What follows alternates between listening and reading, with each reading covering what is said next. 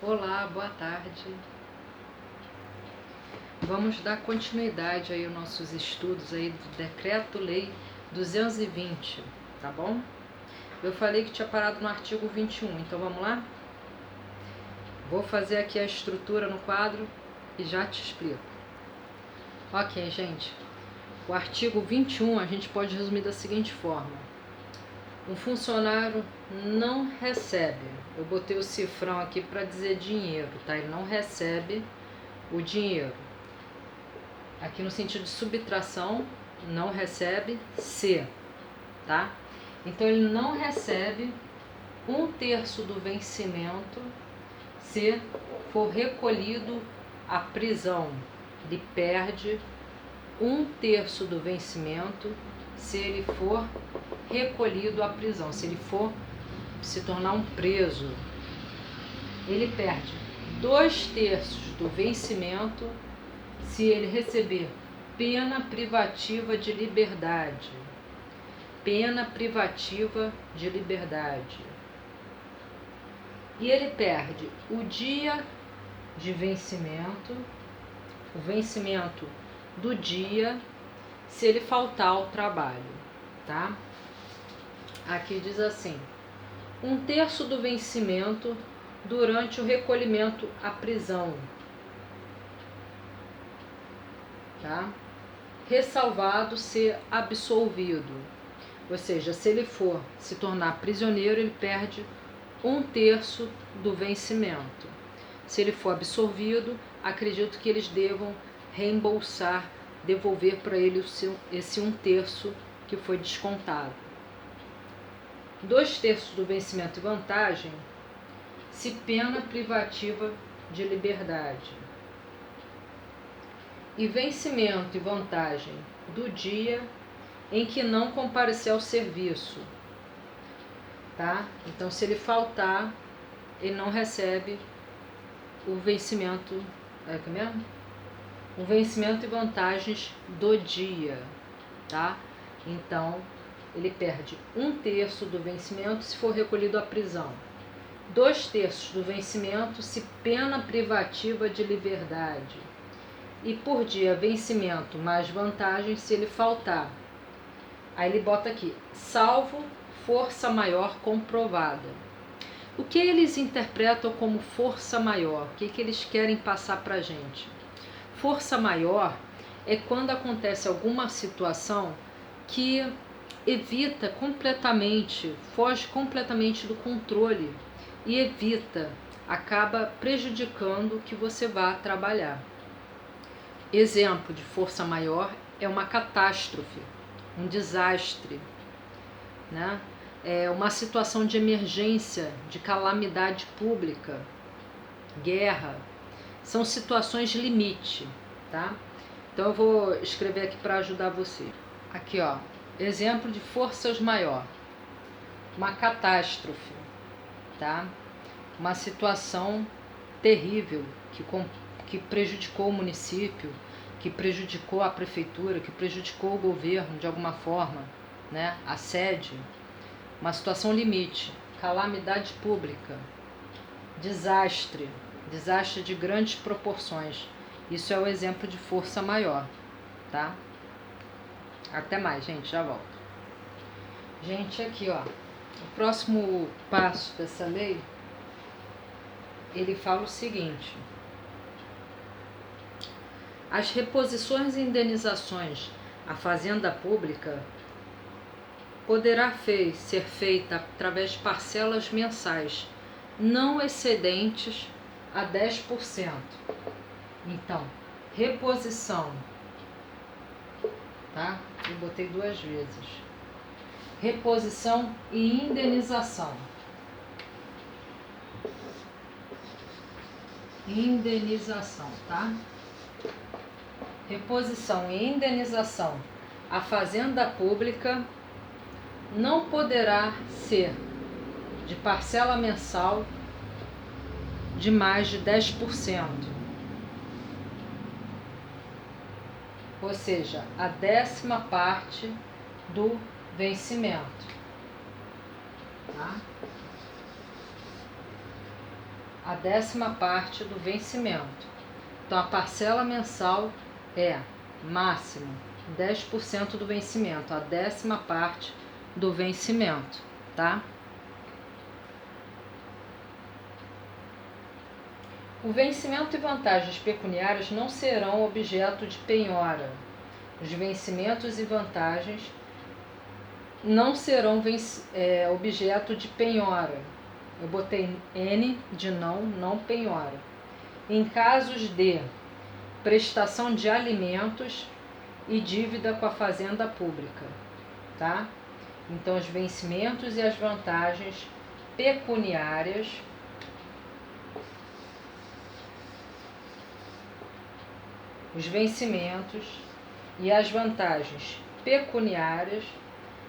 não serão objetos de penhora, né?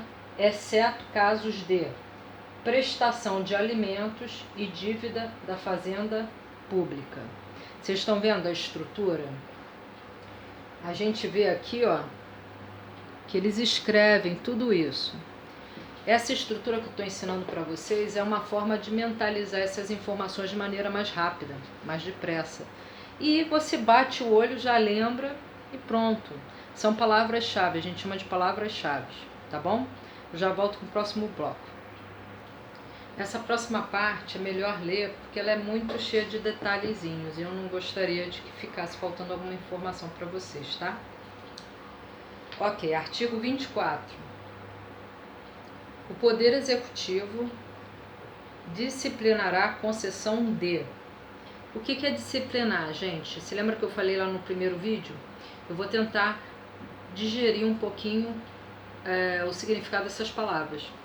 Disciplina a gente entende o quê? É uma forma de manter um padrão de comportamento, uma rotina, né? Um horário, né? Isso é ter disciplina. É você seguir a sua atividade diária sem atraso, sem imprevistos, seguir ela corretamente, né? Então, o Poder Executivo vai controlar, vai disciplinar, ele vai controlar, ele vai regular, ele vai tomar conta para a concessão de... Concessão, gente, no sentido de conceder, de dar. Então, o Poder Executivo ele vai cuidar para que quando dar certa coisa, tá? Que ele vai tomar conta quando se dá ajuda de custo e transporte ao funcionário para a nova sede. Lembrando que esse transporte para a nova sede, o funcionário tem 5 dias. Além disso, o Poder Executivo vai controlar as diárias que são dadas para o funcionário que se deslocar da sede. Indenização por representação de gabinete. Vou virar a página aqui. Prêmio por aumento de produtividade. Gratificação por participação em deliberação coletiva. Gratificação por auxiliar membro de banca ou de comissão de concurso, ou como auxiliar o professor de curso. Adicional por tempo de serviço, gratificação de encargos especiais. Então, o Poder Executivo ele vai ficar atento na concessão de qualquer dessas situações que eu mencionei.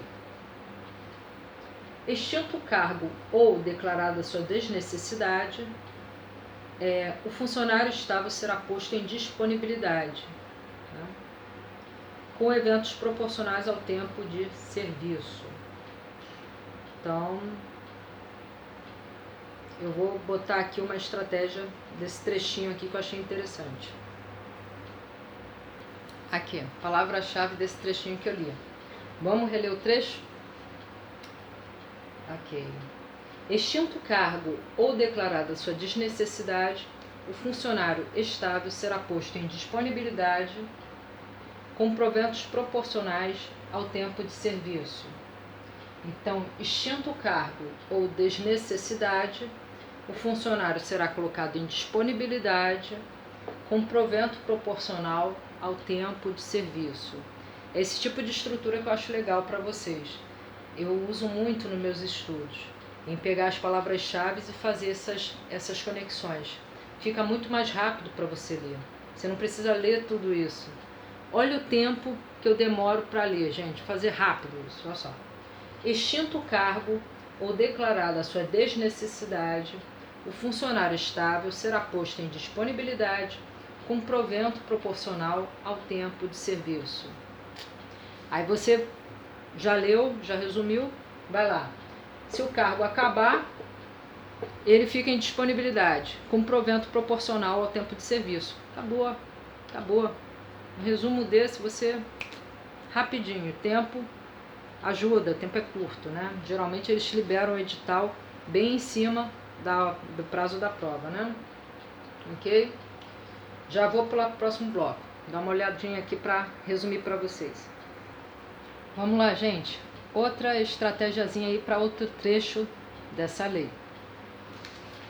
Aqui ele diz o seguinte: olha, isso aqui, eu resumi, foi isso aqui, ó.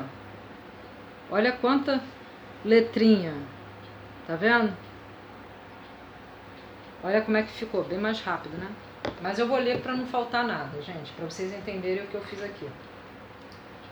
Para aposentadoria e disponibilidade, tá, gente? Vou botar até aqui, ó. Aposentadoria e disponibilidade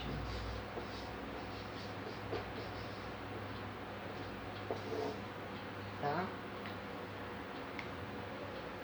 Será computado. O que é computado? Computador? Quer dizer, será considerado, será computado, será contado, será considerado o tempo de serviço público, federal, estadual, na administração direta e indireta. Então eu botei aqui, ó, serviço na administração direta e indireta. A gente já deduz que é administração pública. O tempo de serviço militar, que é uma obrigação, né? E aí não tem como escapar, tá na lei, eles têm que reconsiderar. E o tempo em disponibilidade. Então esses tempos aqui, tá? Esse último aqui vamos ignorar por enquanto, tá? São contados para aposentadoria e disponibilidade, né? Aqui, ó. São contados para efeito de aposentadoria e disponibilidade. Então aqui, ó, serviço na administração direta e indireta, a gente já deduz que é a pública, serviço militar e tempo em disponibilidade. Aí eles colocam um asterisco e diz o seguinte, embaixo, em dobro para os períodos de férias e licença não gozada. Então, licença, prêmio e férias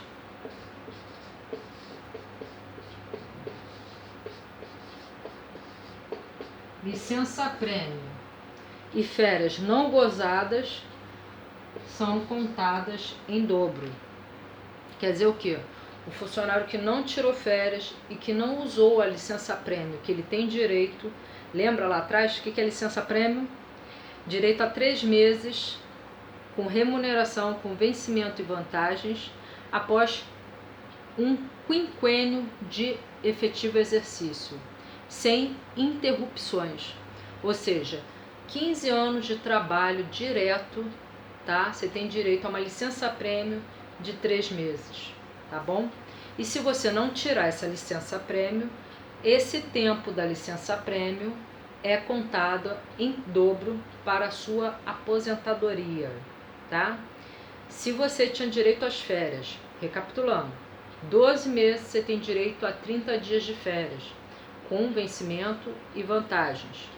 Se você não tirar as suas férias, o seu tempo de férias não tiradas é contado em dobro para a sua aposentadoria. Ou seja, se você não tirou suas férias, você não tirou seus 30 dias de descanso, vai ser contado 60 dias para a sua aposentadoria. Tá ok? Daqui a pouco eu volto. Eu vou só dar um tempinho para vocês anotarem, eu acabei esquecendo. Vou dar um tempinho aqui para vocês anotarem aí ou tirarem um print.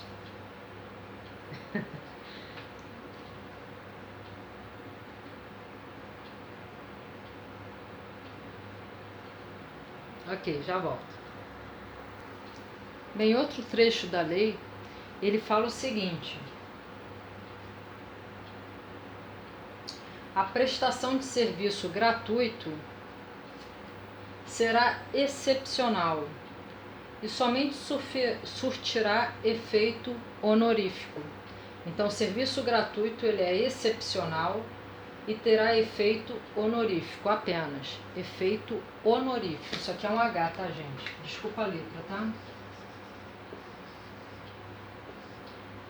Tá? Então, serviço gratuito, o único que existe, ele é excepcional e tem efeito honorífico, tá? E prescreve. Prescreve é um item que eu tenho que explicar para vocês. Prescrever significa prazo. No sentido do direito aqui da lei, prescreve em tantos anos. Quer dizer, aquele é o prazo de validade para você acionar aquele direito. Então, prescreve em 5 anos. Quer dizer, você tem apenas 5 anos para exigir determinado direito. Ele tem essa validade, ele só pode ser acessado durante 5 anos, tá bom? Então, aqui ele dá uns prazos. Ele fala que o direito de requerer prescreve. Ou seja, você tem direito de requerer durante um certo prazo, que ele vai dar aqui. Em 5 anos de demissão, cassação de aposentadoria e disponibilidade, tá? Eu não sei se ficou pequenininho aí. Vou até virar um pouco para cá. Cassação de aposentadoria e disponibilidade, tá? Eu botei aqui após de aposentadoria e disponibilidade. Aí vocês anotem aí, porque a letra ficou meio pequena.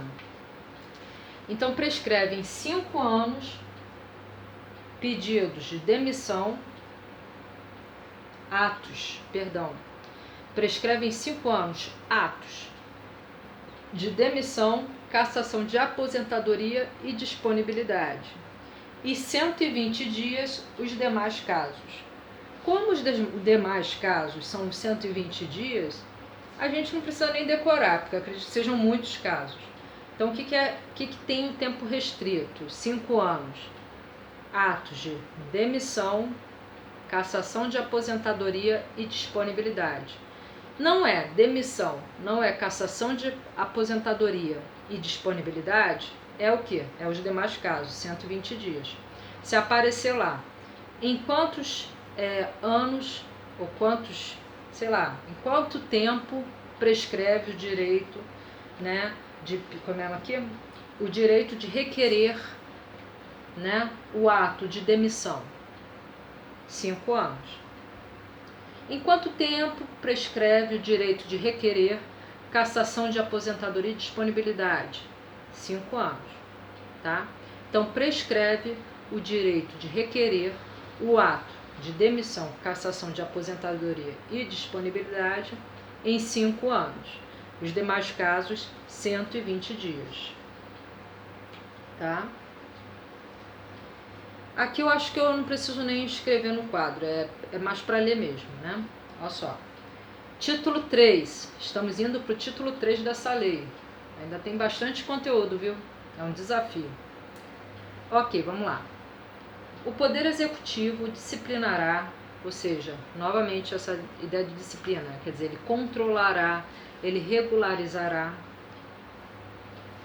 a previdência e a assistência ao funcionário e sua família, compreendendo salário família, auxílio-doença, assistência médica, farmacêutica, odontológica e hospitalar.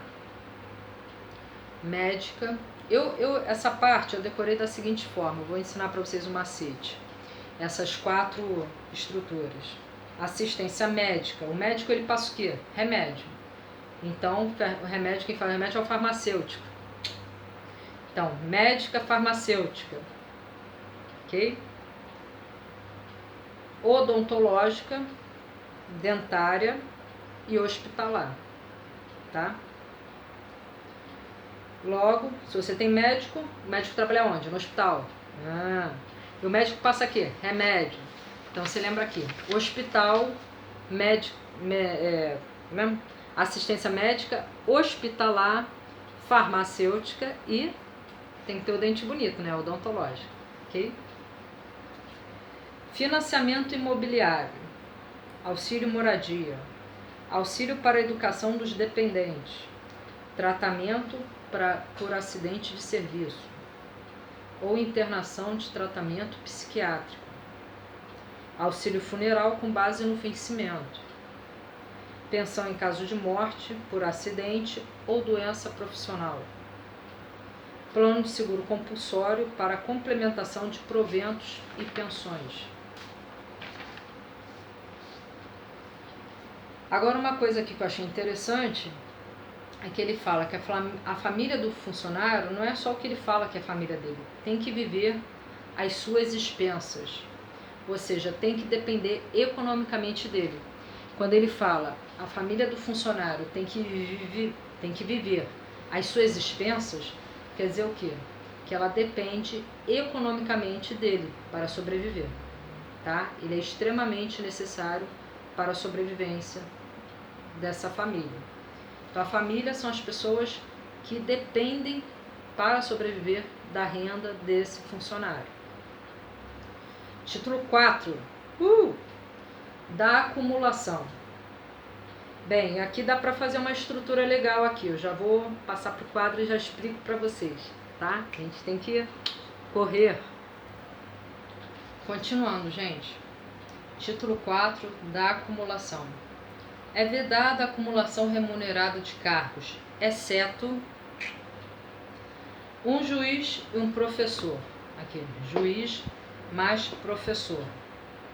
Pode acumular. 2 cargos de professor.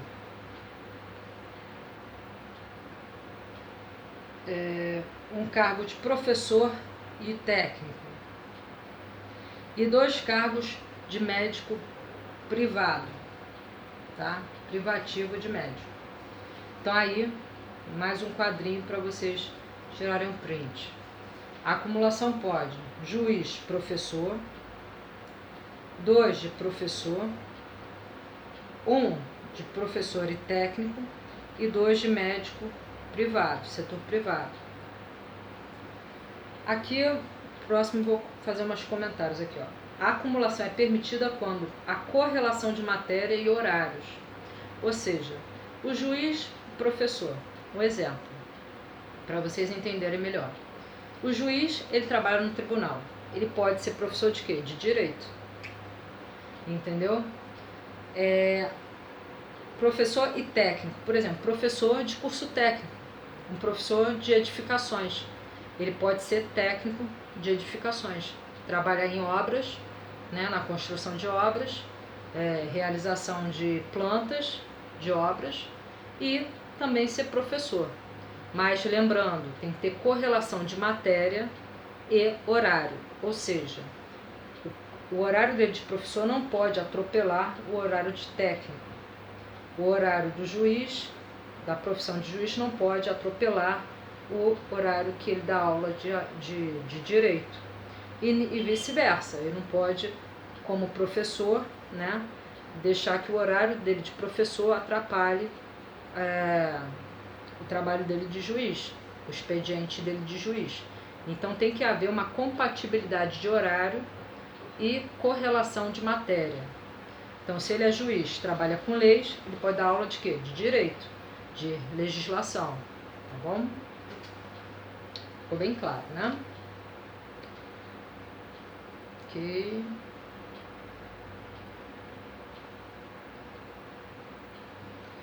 Eu vou dar uma paradinha que eu vou ver aqui, ver se eu posso fazer uma estrutura estratégica que nem essa daqui, tá? Um minutinho. Gente, eu tive que ligar a luz, que já tá meio tarde, e eu senti que tá ficando escuro o vídeo, então desculpa aí a claridade repentina, tá? Pois bem, dando prosseguimento, o regime de...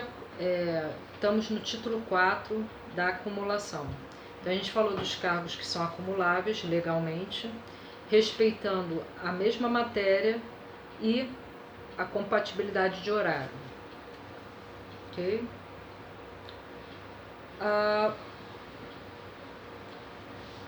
Não se compreende como proibido acumular.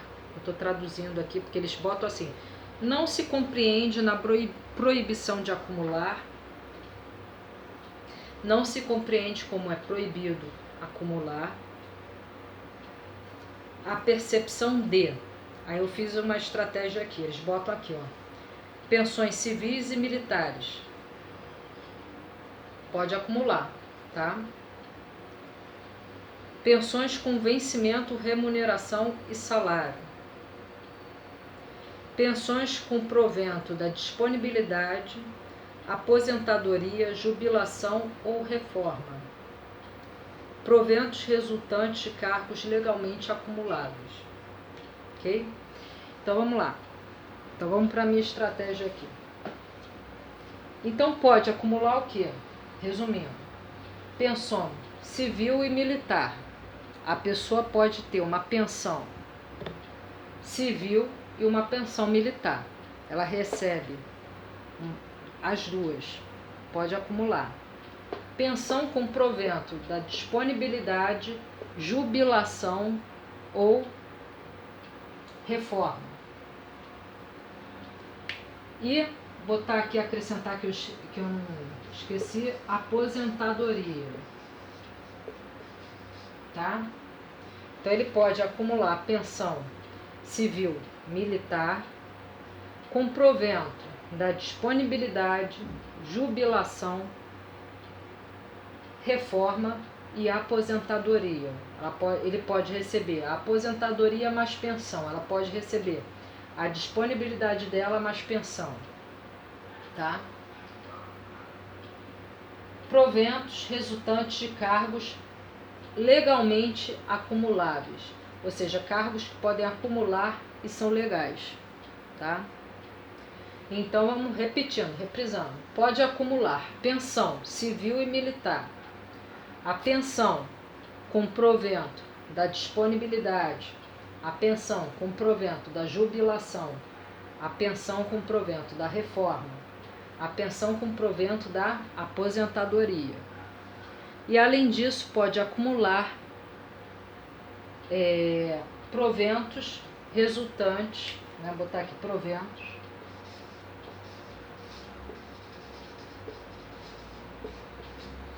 resultantes de cargos acumuláveis legais, tá bom? Então aí a gente pode entender que pode acumular. Eu decorei da seguinte forma, que pensão pode acumular com tudo. Eu quando estava estudando, eu botei assim, OBS, pensão pode acumular com tudo. Né? Porque ela pode acumular civil militar, ela pode acumular com provento da disponibilidade, jubilação e reforma. E a aposentadoria. A pessoa pode ser aposentada e receber pensão mesmo assim. Ok? E proventos de cargos acumuláveis legais. O que é justo. Se você tem dois cargos que são acumuláveis legalmente e você trabalha nos dois, como aqueles casos que a gente viu anteriormente, juiz e professor, é justo que ele receba os dois proventos. Se ele trabalha como juiz, ele trabalha como professor, é justo que ele receba os dois.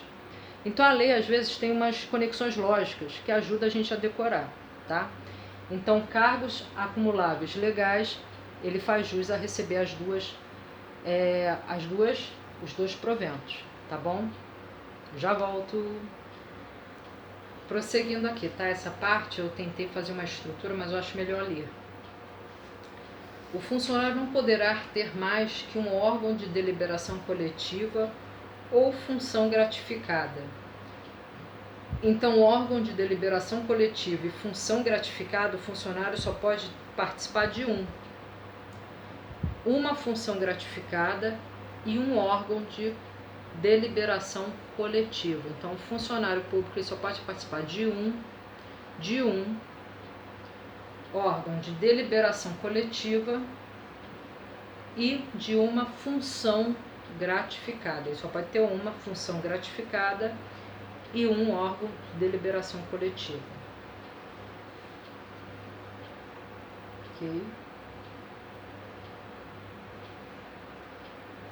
O aposentado ele pode ser convidado a participar de um órgão de deliberação coletiva. e também desempenhar mandato eletivo ou função de confiança. Tá? Então, o aposentado ele pode participar de mandato eletivo, função de confiança, contratado para prestar serviços técnicos ou órgão de deliberação coletiva, destacando que ele sem prejuízo dos seus proventos, ele vai continuar recebendo aposentadoria. No entanto, ele pode ser convidado para participar de mandato eletivo, função de confiança, contratado para serviços técnicos e órgão de deliberação coletiva. Se você pensa que aposentar é parar, não. Segundo essa lei aqui, ele pode também desempenhar essas funções. Continuar recebendo aposentadoria e desempenhar essas funções. Retomando, mandato eletivo. O aposentado ele pode realizar ou cumprir um mandato eletivo. Ele pode realizar a função de confiança. Ele pode ser contratado para serviços técnicos e participar de órgão de deliberação coletiva. Se a acumulação de cargos é ilegítima, o funcionário deverá optar por um dos cargos. Ou seja, tirando aquelas acumulações de cargos que eu expliquei anteriormente, se ele tiver uma acumulação ilegítima, ou seja, ilegal, ele vai ter que optar por um dos cargos. O funcionário que não houver informado a acumulação considerada ilegítima sujeitará-se-á a inquérito administrativo. Se apurada a má-fé, perderá os cargos envolvidos ou sofrerá cassação de aposentadoria e disponibilidade, obrigando-se a restituir o que tiver recebido indevidamente. Ou seja, se boa-fé, ele fica com um dos cargos. Isso, acumulação ilegítima. A acumulação de cargos que seja ilegal, tá? Se for comprovada a boa-fé, ele fica com um dos cargos. Se for comprovada a má-fé, ele perde os dois cargos e ainda tem que restituir aquilo que ele recebeu a mais. Ou seja, ele tem que devolver o que ele recebeu indevidamente. Capítulo 1. Infração disciplinar. Aqui eu vou ler o conceito, tá? O que é infração disciplinar? É toda ação ou omissão. Às vezes diz, Flavinha, por que a omissão também é? Eu vou dar 2 exemplos para vocês entenderem melhor essa afirmação aqui. Toda ação ou omissão. Ação, quando você realiza uma ação, no sentido aqui de infração disciplinar, é quando você faz alguma ação que não está dentro dos parâmetros corretos da sua função, do seu cargo público. Você fez uma ação que não está de acordo com a disciplina do seu cargo público. Então, você cometeu uma infração disciplinar. E omissão? Omissão é quando você se omite, quando você não faz o que você deveria, é do seu dever fazer. Eu vou dar um exemplo para cada uma das duas. Um exemplo de ação é quando você vai num órgão público, por exemplo, e o funcionário público lá está te atendendo, é um exemplo hipotético, não estou dizendo que aconteceu, por favor, não me processem, tá bom? Por favor. Um exemplo hipotético. Você vai num órgão público, tem um funcionário público, ele te recebe, você fala, oi, bom dia, boa tarde, tal. Ele recebe você fala, olha, eu queria pegar minha certidão para isso. E ele dá um berro e xinga você, por exemplo. A ação dele foi essa, faltar com respeito com você, que é o cliente que está ali, ele está te prestando serviço. A ação dele foi o quê? Uma infração disciplinar, porque um dos itens que a lei exige do funcionário público é que ele tenha urbanidade. O que é urbanidade, que ele seja cortês, que ele tenha diplomacia, né?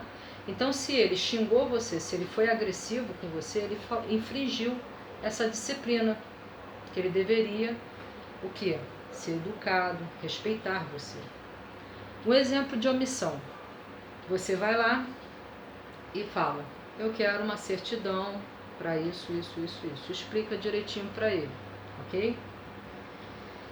E ele fala, tá bom, aqui preenchi isso, tá, eu vou dar entrada no seu pedido amanhã e tal. Só que você vai embora, no dia seguinte ele, em vez de dar entrada no seu pedido, ele não faz nada. O seu pedido fica lá na mesa dele. Isso ele está infringindo por omissão. Ele deveria fazer e não está fazendo o trabalho dele. Isso é omissão. Então, voltando lá. Infração disciplinar é toda ação ou omissão do funcionário capaz de comprometer a dignidade e o decoro da função pública, ferir a hierarquia, prejudicar a eficiência do serviço e causar dano à administração pública. Esses exemplos ele causou dano ao cliente, mas de certa forma está causando dano à administração pública, porque o cliente vai ficar insatisfeito e consequentemente vai reclamar. E ele reclamando vai ser ruim para esse órgão receber um feedback de alguma ouvidoria, ok? Capítulo 2, os deveres. Eu já volto aí com vocês. Gente, agora eu estou começando o capítulo 2, os deveres, artigo 39, tá bom? Eu vou ler para vocês e eu vou explicar algumas palavras que aparecem aqui e que não é de uso comum, cotidiano nosso, mas vou traduzir para vocês para tornar acessível essa lei. São deveres do funcionário. Assiduidade. Assiduidade é a frequência ao trabalho, é não ter faltas, é você ser assíduo, é você frequentar o trabalho. Número 2, pontualidade, é você chegar na sua hora e sair na sua hora, evitando chegar atrasado, sair depois da hora ou sair antes da hora, ou seja, respeitar a entrada e saída do seu serviço. Pontual é ter a hora certinha de entrada e saída. Número 3, urbanidade, significa tratar bem, ser cordial, educado, diplomático. Número 4, discrição, DI, não é descrição, DES. Descrição com E significa descrever alguma coisa. Eu vou descrever esse meu quadro. É pequeno, mas versátil. Eu estou descrevendo ele. Ele é branco, pequeno e versátil. Discrição é você ser discreto, vem de discrição, é ser discreto. O exemplo que eu dei anterior, do funcionário xingando você e falando alto, ele não está sendo discreto. Então ele está causando o quê?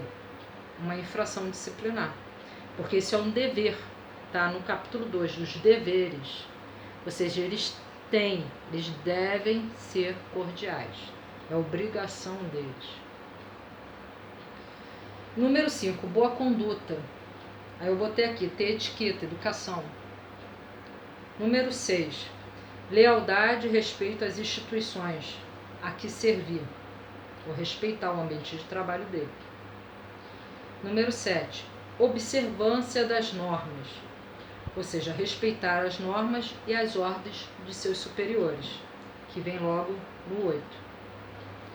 Número 9, levar à autoridade superior irregularidades que tiver conhecimento. Eles botam aqui, que tiver ciência. Ciência, gente, não é aquela matéria do ensino médio, não. A ciência aqui no sentido de conhecimento. Levar ao seu superior irregularidade que você tiver conhecimento.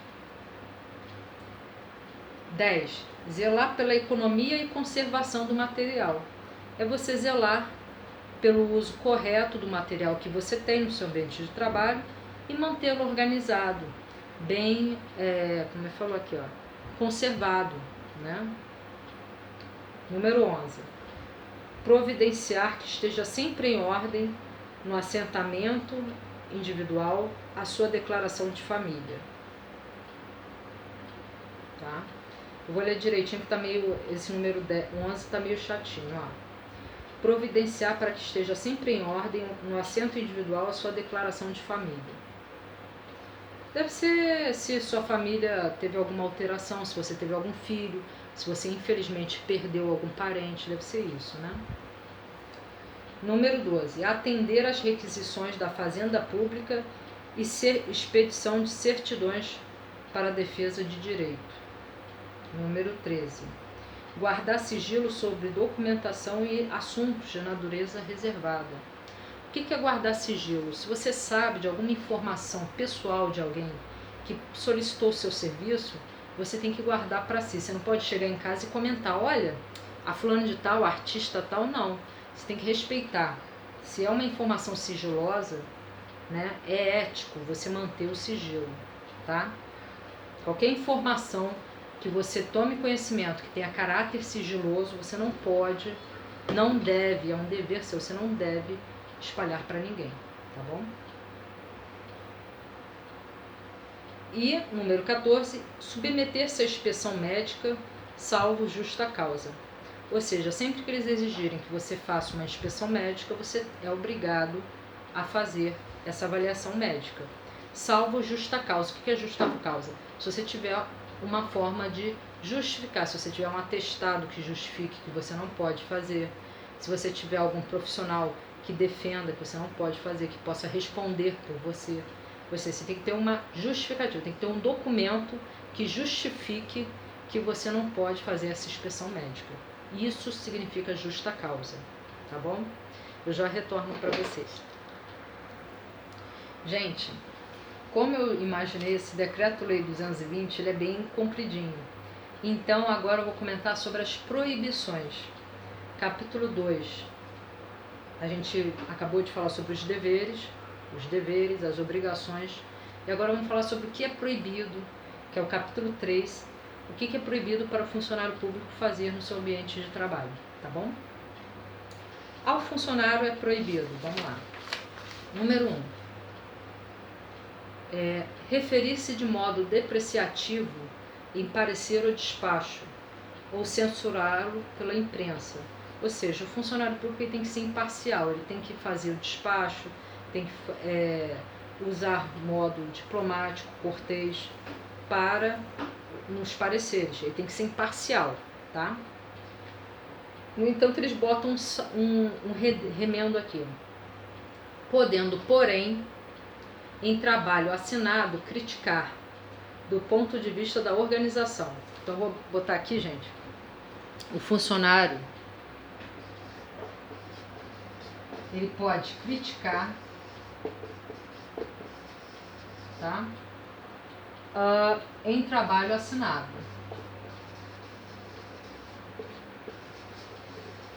E não pode, aqui ele fala no começo o quê? Ele não pode referir-se de modo depreciativo a parecer ou despacho. No entanto, ele pode criticar se ele fizer um trabalho assinado. Claro, criticando sobre o ponto de vista da organização. Número 2. Retirar, modificar livro ou documento do órgão. Ele não pode remover nada do órgão sem autorização do seu superior. Valer-se do cargo para proveito pessoal. Abuso de poder, né? Ele não pode. Número 4. Coagir ou aliciar subordinados. Ou seja, forçar o subordinado a fazer alguma coisa fora das obrigações dele. Tem o número 5, que ele divide em 3 subitens. Esse número 5 eu vou deixar por último, que é melhor explicar no quadro. Vamos pular para o 6. Eu vou até anotar aqui que eu volto no 5 daqui a pouco, tá? Praticar usura no serviço público. Usura, gente, quer dizer o quê? Agiotagem, avareza ou juros excessivos. Fazer empréstimo com juros exorbitantes, exagerados. Então é usar agiotagem, juros excessivos ou avareza. No dicionário ele dá isso como sinônimo de usura. Então o funcionário não pode cobrar juros excessivos e nem ser avarento ou usar de agiotagem. pleitear como procurador intermediário junto a órgãos estaduais, tá? Salvo se tratar de remuneração de parente até segundo grau. Então, parente até segundo grau, ele pode, sim, ser como procurador, tá? Então, vou botar aqui, ó. Ele pode ser como procurador de parente até segundo grau, quando se tratar de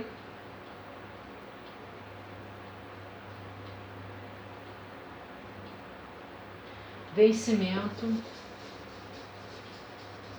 ou remuneração, tá? Ok? Então, o funcionário pode criticar em trabalho assinado, ele tem que assinar o trabalho. E ele pode funcionar como procurador de parente até segundo grau, quando se tratar de vencimento e remuneração. Isso são estratégias aí para a gente lembrar. Continuando, ele não pode exigir ou receber propina. O funcionário já ganha a remuneração dele, o vencimento, ele já está ganhando para trabalhar, ele não tem que receber nada. Revelar fato ou informação sigilosa. Falei antes, né? Cometer a pessoa estranha ao serviço do Estado. Desempenho de suas funções. Ou seja, por exemplo, eu vou dar um exemplo. Eu sou uma funcionária pública, sou uma mensageira. Um exemplo, tá, gente? Não sei nem se existe esse cargo, não sei. Eu sou uma mensageira de um órgão público. Eu tenho que levar um documento para uma repartição, por exemplo. Aí eu vejo um rapaz na rua, um motoboy, e peço para ele levar para mim o documento. Ele nem é funcionário público. Eu peço para ele levar para mim. Não pode. Se o documento está sobre os meus cuidados, eu tenho que ir lá e entregar pessoalmente. Então, o funcionário público não pode cometer a pessoas estranhas, ou seja, pessoas que não sejam do ambiente de trabalho dele, tarefas que são dele. E não pode passar para outros, tá bom? Pessoas estranhas ao serviço do Estado. Eles botam aqui. São pessoas de fora, pessoas que não fazem parte daquele cotidiano, daquele órgão, tá? Dedicar-se nos locais e horas de trabalho a palestras estranhas ao serviço de natureza particular. Ou seja, no ambiente de trabalho da palestra, por exemplo, um órgão público judiciário. Um exemplo, gente, por favor, não me processem mais uma vez, não me processem, tá bom? Por exemplo, órgão público judiciário, eu sou uma agente administrativa, eu dou uma palestra sobre sexologia. Não pode, né? Empregar bens dos estados, retirar objetos, fazer cobrança ilegal e deixar de prestar declaração. Gente, eu vou ter que dar uma parada no vídeo, tá? Mas eu continuo a terceira parte, eu prometo que vou voltar com a parte que ficou faltando. Nos vemos na terceira parte. Grande abraço.